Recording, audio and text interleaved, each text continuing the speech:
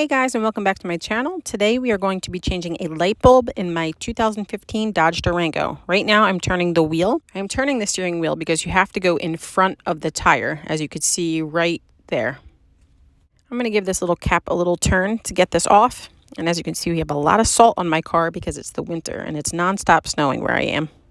After a nice little tug, I'm able to get it off. Inside you'll see a headlamp bulb cap that you're going to need to turn counterclockwise so that you can pop it out. There's a lever right here to the right and directly to the left of the rubber bulb cap. It takes a little bit of a tug or two, and then I'm going to bring it out.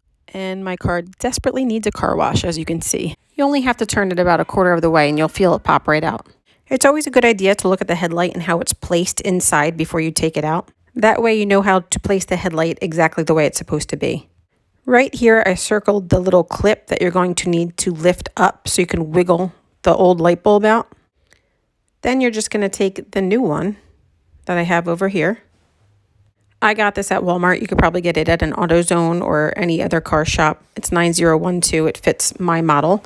I'm just going to put it right in there and push it up, and then it clicks together. I wasn't able to film it after I clipped it, so here's the old one, and I'm just going to show you how you need to point the bulb forward and slightly maneuver it in so it's nice and tight. Here's the bulb cap, also known as a rubber boot. You'll see that the blue seal is nice and on there, so it's going to protect the water from going in.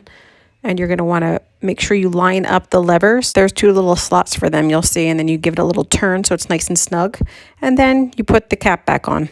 So I was able to change the headlight bulb on my Dodge Durango for about 13 bucks. I had called a car dealership and they told me that they were going to probably have to take the bumper or grill off the front, so it was going to be about $145 to $200. So with a little research and a few questions at the store, they were able to help guide me through it. It took me about 5 minutes total. I hope this video helps you guys save some money, and as always, thanks for watching. Bye!